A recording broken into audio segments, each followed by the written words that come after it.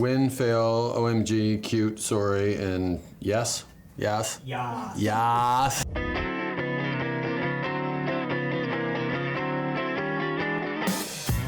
So you want to vote for a pretty boy Canadian named Justin. What could possibly go wrong? Cute. Drake gonna rep Canada so much more when Trudeau legally lets him smoke it up in the 6. OMG. When you know you're just not ready, but your hair is on point. Win. Justin Trudeau is too hot and perfect, and I don't trust him. Cute. So if the Chinese call Mr. Prime Minister, sorry.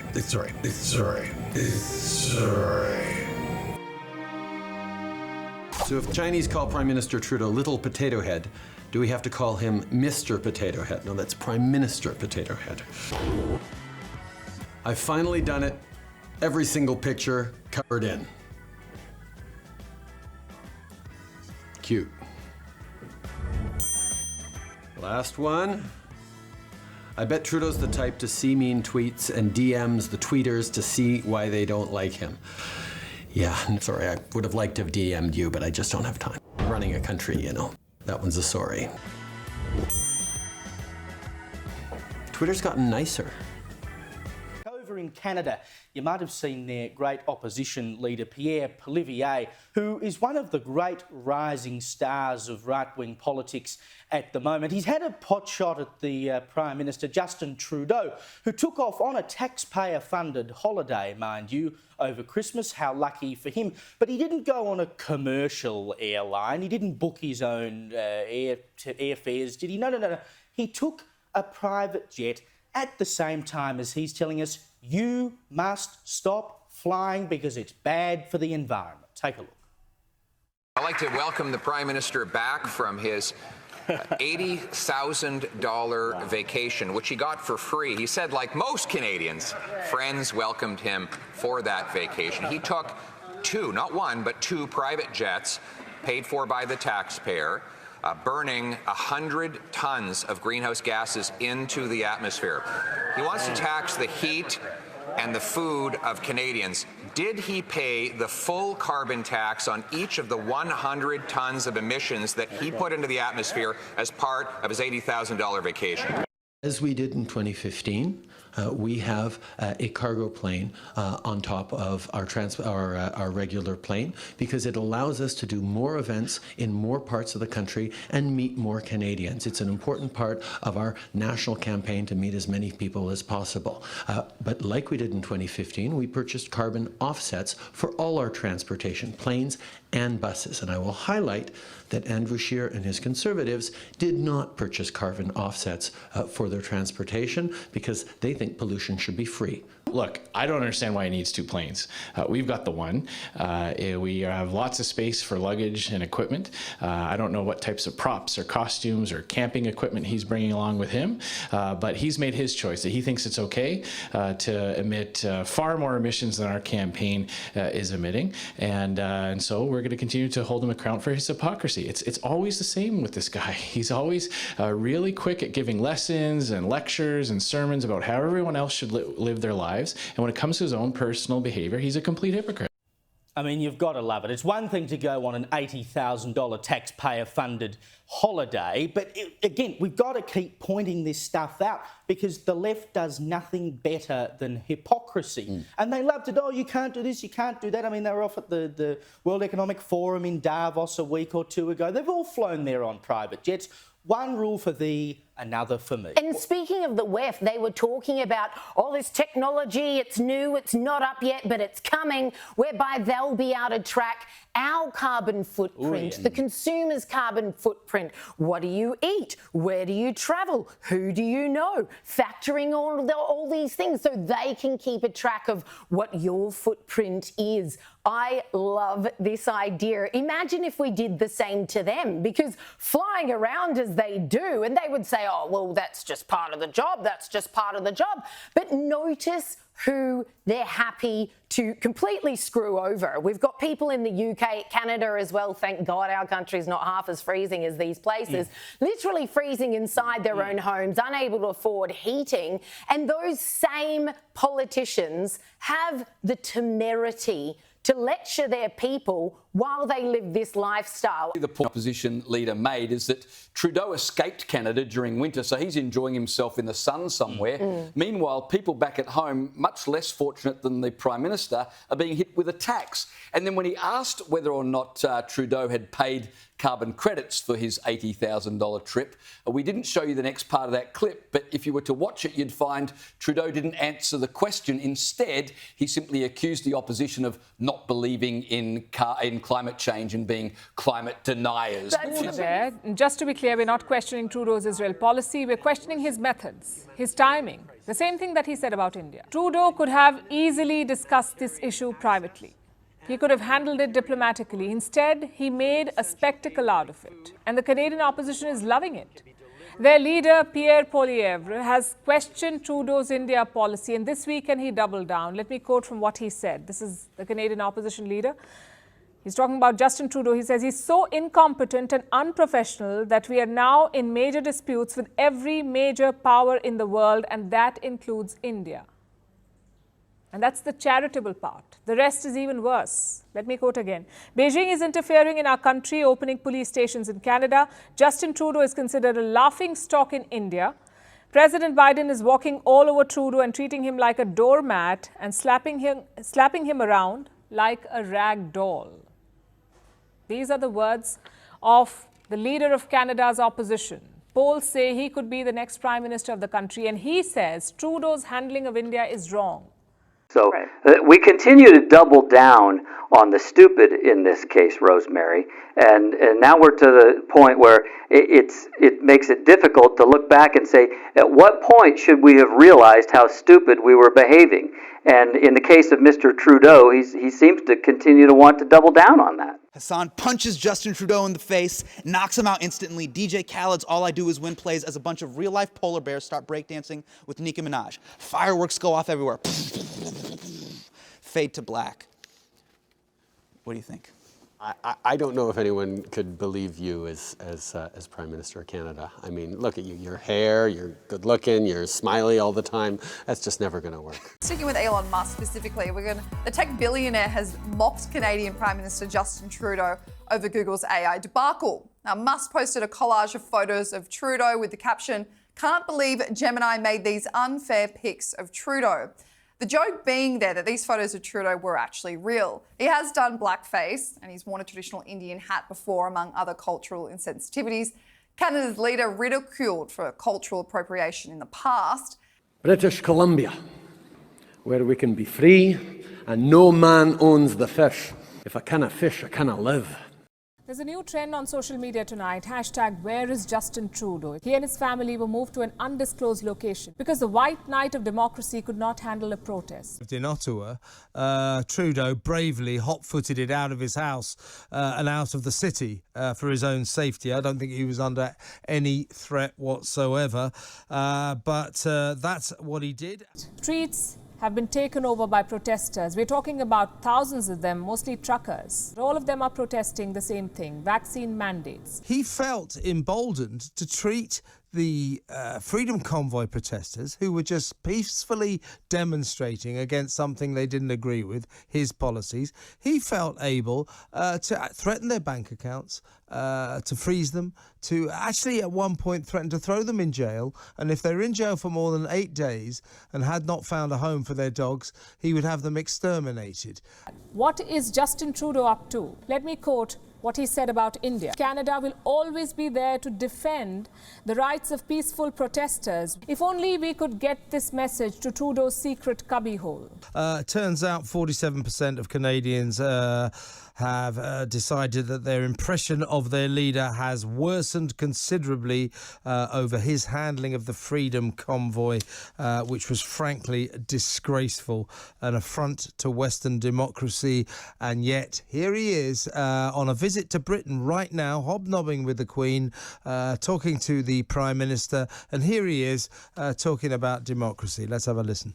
strength and the resolve of countries around the world to say, no, this is a moment to stand for democracy, against disinformation, misinformation, propaganda, and to stay true to these values that have led to respect and prosperity around the world that we continue to need to fight for, including in many different parts of the world, whether it's Afghanistan or elsewhere as well.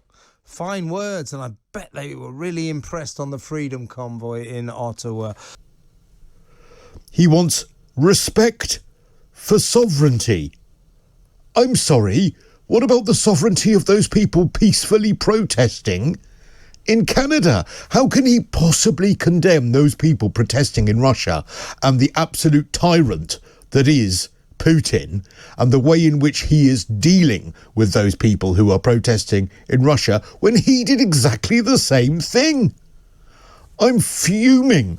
Prime Minister Justin Trudeau in Canada has yet again very recently shown just how anti-freedom and anti-democracy he actually is. We have a robust functioning democracy, and protests, public protests, are an important part of making sure we're getting messages out there, and Canadians are getting messages out there and highlighting how they feel about various issues.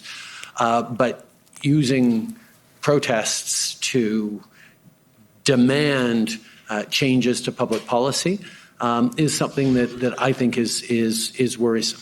Okay. So here we have the Prime Minister of Canada saying that, yes, we have a highly functioning democracy and people's voices, the Canadian people's voices, should be heard and they have the right and freedom to protest. However, if those protests are used to demand change in government policy, then no, that shouldn't be allowed. Just in that statement in and of itself, you got to wonder how this guy doesn't see the hypocrisy in his singular phrase. Justin Trudeau tells us he wants democracy respected. Does he? Well, he wasn't respecting it in his own country. He says that we have to stand for democracy and stay true to those values. Sorry.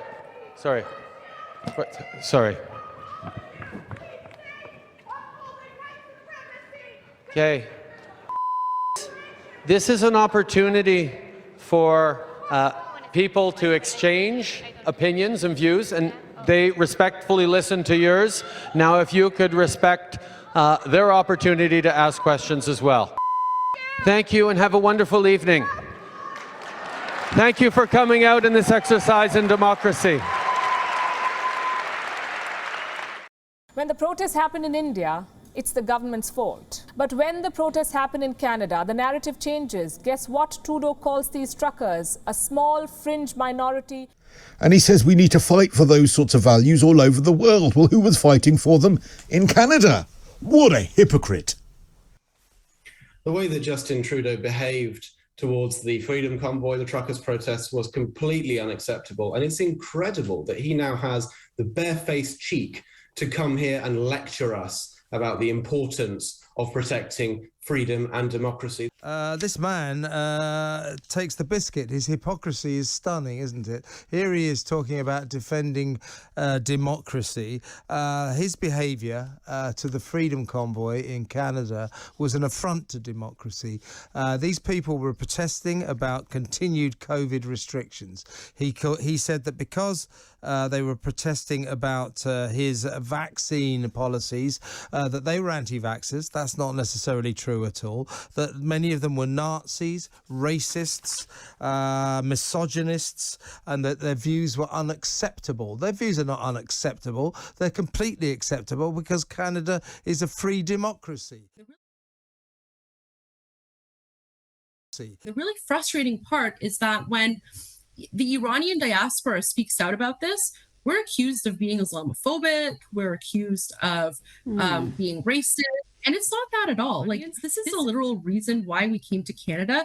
It's to escape that terrorist flag you see right there, that Allahu Akbar flag. I mean, they really expose the kind of brutal dictatorial forces at play there. And it was just amazing how he instantly branded these freedom fighters, you know, these people who are just out there doing a labor action to demand their right to work under conditions that they felt were comfortable and they supported, how he branded them as fascists for rejecting government overreach in terms of what you put in your body, right? There was so much projection going on there, and it just serves to underscore again and again how the left has one playbook. If you expose the class divide, if you talk about class, if you show them up for, you know, for being authoritarian in any way, they will smear you as Nazis, as fascists. We know now that the one singular Nazi flag at the truckers' convoy was most likely a plant to undermine the whole thing. And the media in Canada, the leftist media here, Justin Trudeau, seized upon that one flag to demonize this entire group of people who were speaking up for freedom. Oh, you don't like criticism. You're trying to shut down criticism by saying that all your critics are misogynists and racists. Yeah. He said that about the trucking people, the truckers. He called them all misogynists and racists. Oof. Yeah, he's gross. He's a sketchy guy. This man completely lost the plot, didn't he? It's remarkable that in this entirely predictable situation of having some people protesting against his very radical COVID policies, his first instinct was to reach for the nuclear option, to do the absolute most he could to bring the full force of the weight with all of its, the weight of the state, with all of its power down on the truckers in order to quash their resistance. Sorry, since you're at my home, can I just get your name and your badge number, please? I have a card here. Okay. It's Erica Ingram. Thank you. And this is just some information about peaceful protests. That's all it is. Okay, so you saw something on my Facebook? No, on the Facebook group. Okay. And decided to come to my personal residence to give me information about peaceful protest? Yes. Okay, so are the Peterborough Police, no, you're with OPP? Are you guys now monitoring people's Facebook pages or Facebook groups to who comments as to what their status updates are or what they're doing or So within the group? Just because of the protests happening province-wide, yes, we have been monitoring the protests. How the Canadian government effectively tried to criminalize protest with regard to COVID policies, truckers, etc. Yeah, absolutely. I mean, it's just so funny for him to say we support protests, but not when they're demanding change. Like, what do you think protests are for? Like, what exactly do you support then? Just people marching and saying nothing? Like a silent... I mean, that's literally the purpose of protests. So if you're saying I only support protests where they don't demand change, you don't support protests, you don't support free speech. Of course, they don't have a First Amendment. They aren't the greatest country on earth. This is the greatest country on earth because we do have a First Amendment. But you know, to me, Justin Trudeau is such a great example of how somebody who seems all nice and liberal and cuddly and says all the right things and is like, you know, very aligned with liberalism is actually underneath a very thin veneer and patina of liberalism, somebody who doesn't really believe in it at all. I think what this shows is something that we've seen some examples of. Now it seems to be a pattern behavior. We see one Mr. Trudeau in public that seems, I'll be honest with you, seems really nice, right? Very friendly, very warm in public. But behind closed doors, it seems like it's a different Mr. Trudeau. And it's now, he still thinks it's acceptable to come here and talk about freedom and democracy unironically and pretend that what happened with the Freedom Convoy never happened and that we've all forgotten about it. It was a really important reminder that there is no limit to the nanny state, that our world leaders have incredible power at their fingertips to take away our most basic civil liberties at the press of a button in a lot of cases, and we must never stop standing up for our freedoms. Do you think there's a degree to which power changed him? If you're not suited for the position, if you're not the man for the position, you can be absolutely 100% sure that the power will corrupt you. How could it not? I mean, at the least, if you don't have the chops for the job, you have to devalue the job to the point where you can feel comfortable inhabiting it. So yes, I think that it's corrupted him. And I mean, he's a great polisher of his own halo. And of course, he's left of centre, to say the least. These are always the people, always the leaders who seem to be the most tyrannical, you know, whose COVID policies were frankly dictatorial. Trudeau was no exception to this syndrome. And Elon Musk has criticised Justin Trudeau before, tweeting last year the Canadian Prime Minister is trying to silence free speech. He wrote in response to News Canada's broadcast watchdog announced that podcasts and streaming services must register with the government for regulatory control. Musk said Trudeau is trying to crush free speech in Canada. Shameful. And speaking of free speech, this week Elon Musk has been nominated for a Nobel Peace Prize. Maris Nielsen, a Norwegian MP, nominated the Tesla and SpaceX boss for his commitment to defending free speech in a polarised world. That was Elon Musk's entire strategy when he acquired X in 2022. He wanted to make sure that there was a platform that allowed free speech and didn't censor right-wing or even centrist commentary. What about the democratic rights of those people in his country that were peacefully trying to protest, that he stripped the bank accounts of, that he took the pets away from, that he stopped the companies who were donating being able to make money? He was as tyrannical as Putin. He threatened to freeze their bank accounts. He threatened to send them to jail. And worst of all, in my view, he actually threatened to kill their dogs. This man is over here talking about defending democracy. He is a little left-wing tin pot tyrant who doesn't even begin to know what free democracy means. This whole controversy is a lesson for all self-righteous leaders out there. Stop meddling in the affairs of other countries. And if you do, make sure you hold yourself to the same standard. If not, you're just a hypocrite. It sets a really terrifying precedent. It's easy to slip into the trap of looking at dictators in other parts of the world and thinking, well, thank goodness we live in the West and that could never happen to us. But Justin Trudeau helpfully has reminded us that that can very much happen to us very, very quickly indeed. He's a very acceptable, smiley, sort of centrist, liberal by name politician, and yet he felt no qualms at all by introducing this incredible, near unprecedented state intervention to deal with, as you say, a peaceful protest. And it's really scary that we're now at the point where it's so normal for a Western leader to resort to these most extreme measures to deal with a protest, like some sort of totalitarian whack-a-mole. Every time something crops up, they just use the most aggressive powers they can possibly think of, like freezing bank accounts and threatening to kill people's pets, just to make the inconvenience of the protest go away. Or delight. Like, I'm not a fan of Trudeau because I don't think he's capable of saying an honest word. And I truly mean that. And I've watched his speeches over and over, watching to see what's going on with him. And all I see is acting. Trudeau has two options now. A, he can cut his losses and leave the game. Or B, he can gamble some more. If he chooses option B, the risk is obvious. Because Trudeau is not just gambling with money, he's gambling with political capital. And for leaders, that's more important than money. Right now, everything Trudeau does is backfiring, not just with India, but everything. He recently visited a mosque in Toronto. He was reaching out to Canada's Muslims after Israel's attack on Gaza. In normal circumstances, that should be fine. But when you've just offered unconditional support to Israel, maybe not.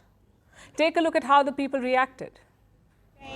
How many more Palestinian children need to be slaughtered? How many more before you call for a ceasefire? Boo! Boo! That's 6,500 under the rubble. 2,000 children. Shame on you. This man won't even call for a ceasefire to stop the slaughter of Palestinian women, children, and men. Shame, shame, shame. Don't use their giving card, Mustard. Don't invite it. Don't on one side. Okay, so now what do you do? Well, you get elected, and your first act is to make the cabinet 50% women, despite the fact that only 25% of the elected members are female. It's like, okay, you just halved your talent pool. that was a really bad move for your first. It's like, no, you just halved your talent pool for cabinet positions. That's what you did. There's enough cabinet positions. You know, you could argue that each of them met threshold. It's like, there's a big difference between threshold and excellent. Is it trying to listen to the social forces that of the moment? And so, and I've watched him repeatedly and I've listened to him a lot, and I've tried to do that clinically and with some degree of dispassion. I've tried to steel man him, you know. I try to put myself in the position of the people that I'm criticizing. I think he's a narcissist. Take what's just happened to Canada's Prime Minister, Justin Trudeau. Now, this man, he's been a hero of the left, as woke and as sanctimonious as you could wish. A real finger wagger on, for instance, gender issues. Maternal love is the love that's going to change the future of mankind. So we'd like you to... we like to say people kind, not necessarily mankind. It's more inclusive. There we go, exactly. A proposed Canadian law would allow judges to imprison you for life, but not over something you did. It's what you say. Like if you were to say you were for genocide. So what does that even mean? Will they arrest Hamas supporters or arrest Israel supporters because Hamas supporters see them as the genociders? A justice on Canada's Supreme Court says calling a rape victim in a prior case a woman was unfortunate. And here I thought the unfortunate thing was the rape. And she should have been called, quote, a person with a vagina. And I'm sure that's comforting to the victim. The reason this is considered a mistake, it may have, quote, engendered confusion. It was just such a blatant display and such an important one. And my hat is really off to those people because the censure in Canada was unbearable. I mean, they really, because the Canadian media is so solidly on the side of the government and so much of the media takes money from the government, and it's very statist in nature, they were all smearing these people as Nazis who were, you know, really, it was just a labor action at the end of the day. To it live. Did anyone else of the journalists there actually point out this to Trudeau? Did any of them there say, Mr. Trudeau, why are you condemning Putin when your actions were akin to his, were similar to his, towards your own people? Justin Trudeau tells us he wants democracy respected. Does he? Well, he wasn't respecting it in his own country. He says that we have to stand for democracy and stay true to those values. Again, what about the democratic rights of those people in his country that were peacefully trying to protest, that he stripped the bank accounts of, that he took the pets away from, that he stopped the companies who were donating being able to make money?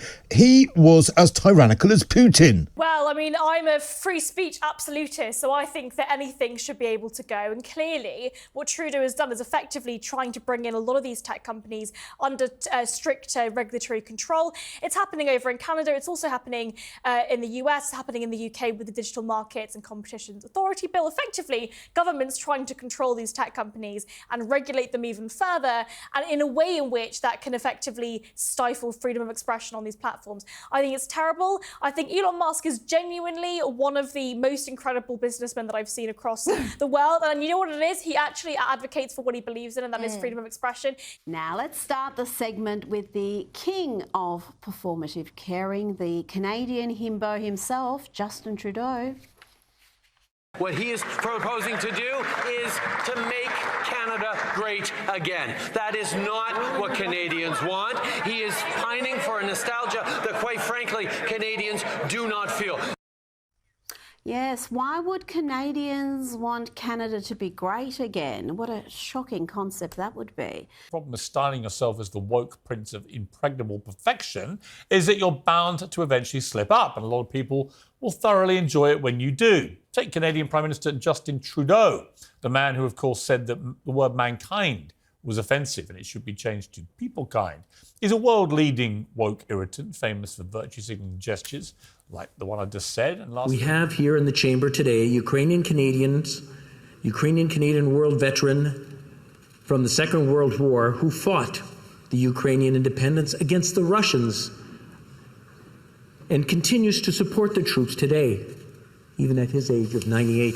Well, most people with a basic education would be aware that Ukrainian soldiers fighting against Russia during World War II were Nazis. by Canada's House Speaker, a member of Trudeau's party, who's now had to resign, leaving his leader, who happens to be one of the smuggest men of world politics, looking, well, rather less smug than usual. It's going to be really important that all of us push back against Russian propaganda, Russian disinformation, and continue our steadfast and unequivocal support for Ukraine. An argument over LGBTQ rights, someone objecting to mansplaining, someone calling somebody victim of fake news. These are few things that one often finds in an internet war over comment sections of posts. But surprisingly, this exchange of heated words took place on a much higher level. Canadian Prime Minister Justin Trudeau and his Italian counterpart Giorgia Meloni engaged in a verbal spat as the two world leaders attended the Group of Seven or G7 Leaders Summit in Japan. Reports said that the spat happened over the topic of LGBTQ rights. Just ahead of closed-door talks, Justin Trudeau criticized Giorgia Meloni and Italy, saying, and I quote, "Canada is concerned about some of the positioning that Italy is taking in terms of LGBT rights, but I look forward to talking with you." The remarks indubitably annoyed Giorgia Meloni, who then went on to accuse the Canadian Prime Minister of being a victim of fake news, saying that he was a bit rash in his comments.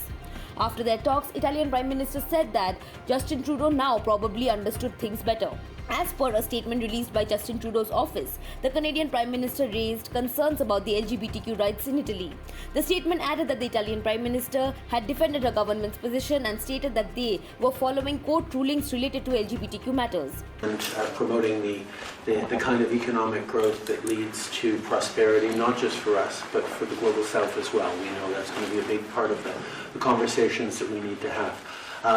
We know that it's a time of tremendous anxiety for our citizens, whether it's the war in Ukraine, whether it's hangovers from the pandemic, whether it's the global economic challenges people are facing. People need reassurance. People need to be included.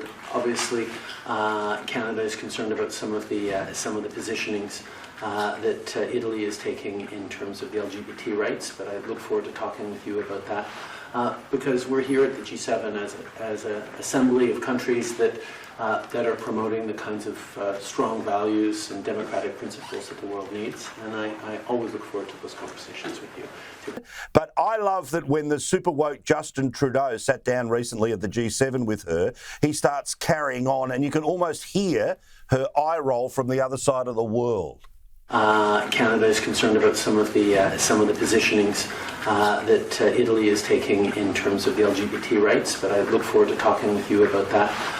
Because we're here at the G7 as an assembly of countries that are promoting the kinds of strong values and democratic principles that the world needs, and I always look forward to those conversations with you. And I was very clear in all my interventions with all leaders. It's so spectacular because he sits there, you know, with his affect and he's, and we're so concerned about what you're doing in Italy with the two-spirited blah, blah, blah. And she just looks at him like, man, you are not worth my time. And Trudeau's not worth anyone's time. You know, Italy has a right, like every other sovereign nation on planet Earth, to make laws for itself. The Italian people voted her in. And from what I can tell, Meloni wants to protect their border, protect their culture. She wants to go out of her way to make sure that Italy remains Italian. I think that's an honorable, a worthy goal that, again, every nation has the duty to do. Otherwise, what's the purpose of having nations? And Trudeau comes in there, you know, as this soft-spoken, you know, globalist, like, you better behave the way we want. And she's just not having any of it. It's beautiful. What's your response to that? Is that something that should be concerning Canadians, these overt displays of people praying in the street? 100%.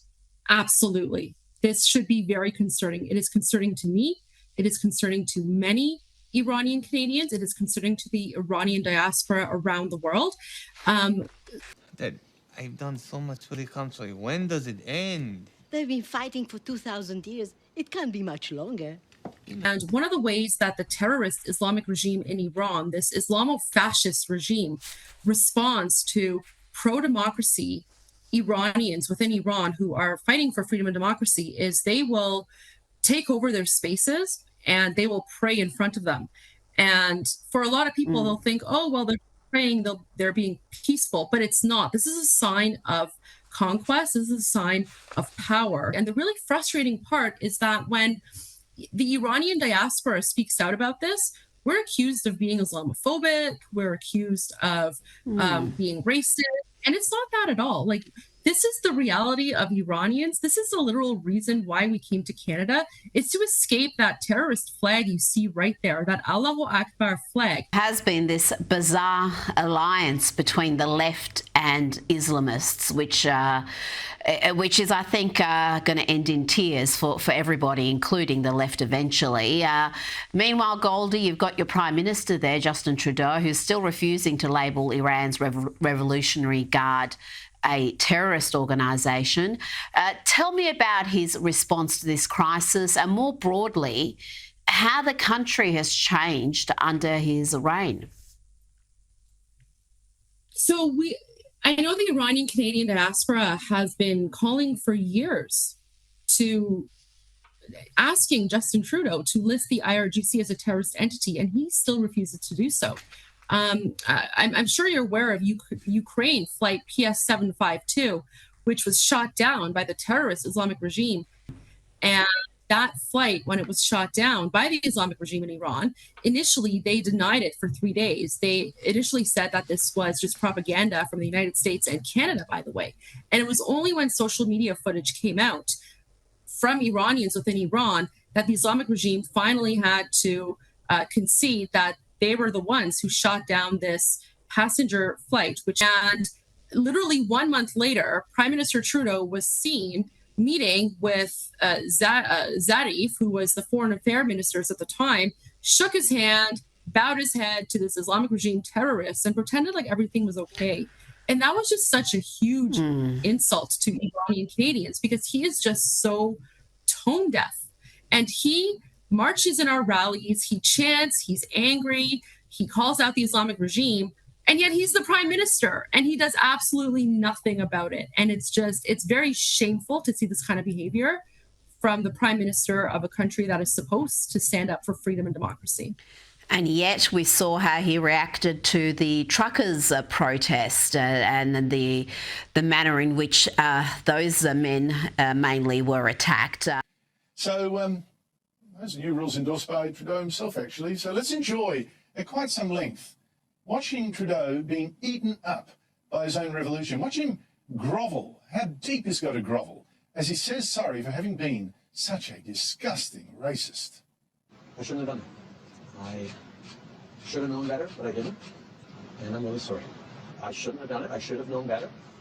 It was something that I didn't think was racist at the time, but now I recognize it was something racist to do. It was a dumb thing to do. I'm disappointed in myself. I'm pissed off at myself for having done it. So that communist-style self-criticism session, even funnier, was that he had to do it all over again in French as well, being Canada. This is what Justin Trudeau is. He is a deeply dishonest, basically soulless nothing. He's not defending Canada. He's not defending the people of Canada. He's just absolutely awful. So I've mentioned Jordan Peterson a couple times here. Here's Jordan Peterson on Justin Trudeau. How can discourse in a great democracy have become so polarized that Jordan Peterson and the Prime Minister look at exactly the same set of events and come to opposite conclusions about them? Well, he's lying, and I'm not. So that's a big part of the issue. I don't believe that he ever says a word that's true. From what I've been able to observe, it's all stage acting. He's crafted a persona. He has a particular instrumental goal in mind, and everything is subordinated to serve that. Why? So, what's the motivation? The same motivation that's generally typical of people who are narcissistic, which is to be accredited with moral virtue in the absence of the work necessary to actually attain it. Ain't it the truth? Ain't it the truth? And don't we have way too many people in our political establishment, our media establishment, that are doing the exact same thing? They are never telling you the truth. They are never even trying to find the truth. They're not even going directionally towards the truth. They are endlessly doing everything for political goals. What does Justin Trudeau do? He uses that tragedy as an excuse to take more political power, which, by the way, is happening right here in the United States. We'll get to that in just a second. And And that's what I was referencing earlier. They don't do it all at once. It's too obvious if they come for your rights all at once. So they push and they push and they wait and they see how far they can push you, et cetera, et cetera. We've played this clip many times, but I think it's just apropos of everything we're talking about. One more time, here's Jordan Peterson. This is on Joe Rogan a couple months back. I just don't understand how it gets to the point where... things get to terrible places one tiny step at a time. You know, if I encroach on you and I'm sophisticated about it, I'm going to encroach 2 millimeters. I'm going to encroach right to the point where you start to protest. Then I'm going to stop. Then I'm going to wait. Then you're going to calm down. Then I'm going to encroach again right to the point where you protest. Then I'm going to stop. Then I'm going to wait. And I'm just going to do that forever. And before you know it, you're going to be back 3 miles from where you started, and you'll have done it one step at a time. And then you'll go, oh, how'd I get here? And the answer was, well, I pushed you a little farther than you should have gone, and you agreed. And so then I pushed you a little farther than you should have gone again, and you agreed. You see what we're laying out here, guys? I think we're making a case, right? So what has Justin Trudeau done in Canada over the last couple of years? Well, lockdowns, vaccinations, forcing people out of work, all of that stuff. So they pushed a certain degree, which we all got pushed to that degree in the West, right? Then he goes, okay, now protesting will be illegal, right? We're going to stop these truckers, these people who were only protesting for their right to speak freely, their right to stand up against their government, their right to live as they see fit. We're going to make that illegal too, right? Because that's exactly what he did. And then what was it after that? Oh, we're going to freeze their bank account. So it's this move. You keep pushing, and you wait a little bit, and you push a little bit more. And after frozen bank accounts, what is it now? Well, now we're going to come for their guns. So you don't do it all at once. This is how governments work. Well, I can't say this is how governments work. This is how bad authoritarian governments work. This isn't how Western governments are supposed to work, but this apparently is how the Canadian government works.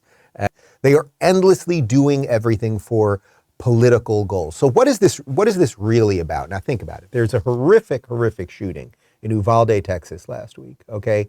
19 kids killed, some teachers. I mean, the story is still unfolding. It sounds like there were massive failures at every level in terms of security and the administration at the school and all of that stuff. We'll find out more about that.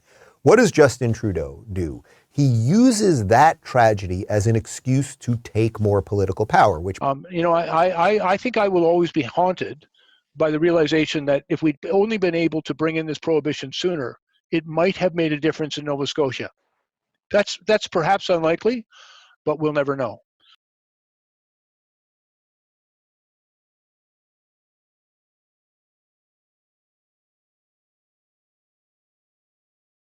You may recall this. There was a terrible, tragic mass shooting at a little elementary school in Sandy Hook, Connecticut, and 22 little children were killed. Let's take this one at a time. The Canadian Prime Minister likes to present himself as a climate hero. In a motto passed in 2019, his government called climate change a real and urgent crisis. Before the ink was even dry on this motion, Trudeau and his cabinet approved the highly controversial Trans Mountain Pipeline Extension, a crude oil extraction project that is estimated to release 130 million additional metric tons of carbon dioxide every year. 130 million metric tons. This is equivalent to putting 28 million new cars on the road, or opening up 33 new coal power stations. So much for being a climate hero.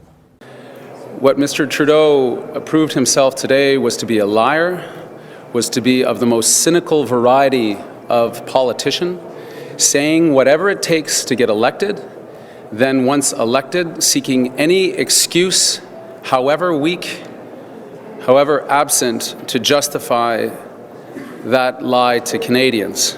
He promised to be different. I don't and I won't apologize for calling out people who were harming their fellow Canadians. The very point of a protest like the Freedom Convoy is to make your voice heard in a forceful way, to make your leaders a little bit uncomfortable, to make clear that you're not happy with the way things are being run. And even if you disagree completely with what the truckers were saying and what they were stand for, absolutely everyone who believes in the most basic freedoms should be really, really concerned that Justin Trudeau was able to act the way he acted quite easily and didn't really suffer any consequences. Sad poor or old. Let's get into this story because whether it's Ireland or the United States or in particular Canada, there are new laws that seem predicated upon impeding free speech. Internet safety is a subject talked about in most households. Is it? Especially with vulnerable family members. So I'm talking about my household. What's going on with these weird new laws to censor people and shut down dissent? Is there anyone worth voting for anywhere in the world? Especially with vulnerable family members, young kids or seniors. So really, the elderly need protecting mostly from Justin Trudeau. What's going on in the world? Who is Justin Trudeau protecting us from except bloody Justin Trudeau? That's who I want to be protected from. What they're doing and what they generally do is present a situation where they are our protectors in order to take our power and security. It's such an obvious scheme now. They're such grifters. It's so plain, I can't believe we continue to believe it. The Liberal government is hoping its long-promised online harms bill will help protect people. The latest version is set to be introduced tomorrow. The Liberals' long-awaited online harms bill will be introduced Monday. Why do I keep saying it's long-awaited and long-promised? Like, where's that online harms bill? Quick, my children! Won't somebody please think of the children?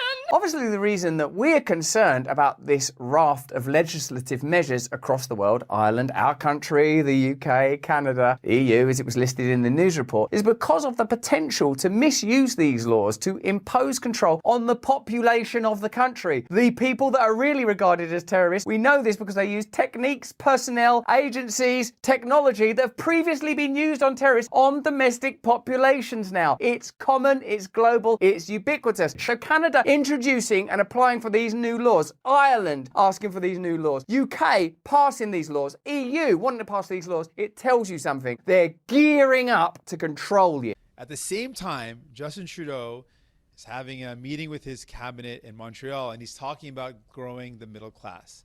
Well, he's had almost 9 years in power, and instead of growing the middle class, things have gotten worse and worse. It's more expensive to buy groceries, more expensive to rent or to mortgage. Life has gotten harder. Salaries haven't kept up. He is out of touch. And that's why our strategic session is going to focus on how we can continue to make this parliament work for people. How do we deliver for people like we deliver dental care? How do we deliver housing that's affordable? How do we bring down people's rents? How do we focus on making sure people can afford their groceries? That's what our focus is. Unlike the Conservatives and Pierre Poire, who want to cut the services that families need. They want to cut things like your pension. The Conservatives voted against a school lunch program. While Pierre Poilievre talks about how expensive groceries are, he wants to cut a school lunch program to feed kids and help their parents with the cost of food. That's who the Conservatives are. The Liberals and Justin Trudeau are out of touch. They don't know what people are going through, and they've had so many years to make things better and haven't. New Democrats are focused on making life more affordable, how we can fight for you and your families, not for the ultra-rich like the Liberals and Conservatives. How do we fight for everyday families, for young people, for seniors to make their lives better? That's our focus, and that's what we focus on. That's what we'll be focusing on during our time here in Edmonton. Right now, it feels like there's this war against workers. And the Liberals are using the Bank of Canada to blame people's wages for inflation. Wages aren't even keeping up with inflation.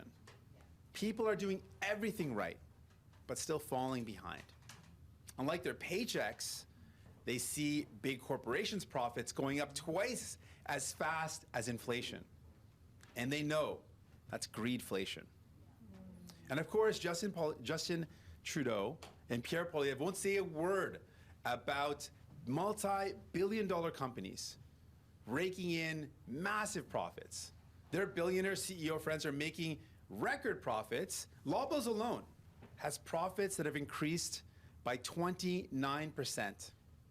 Grocery chains, the corporate chains across this country, are raking in millions in extra windfall profits every week by charging Canadians $40 for a pack of chicken.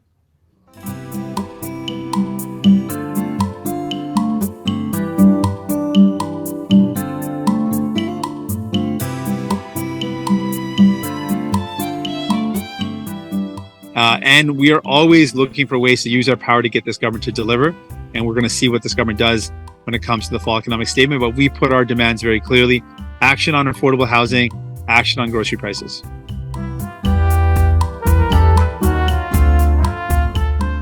When I'm Prime Minister, I will keep my promises. Now, another prominence, let me try again.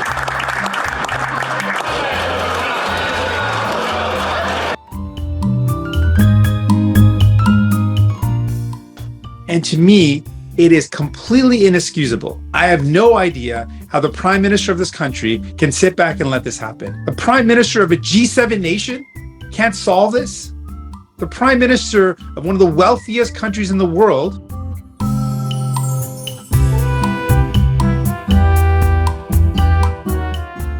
and the complete lack of leadership at the federal level to deal with this. People are fed up, and we need to immediately see leadership to fix this.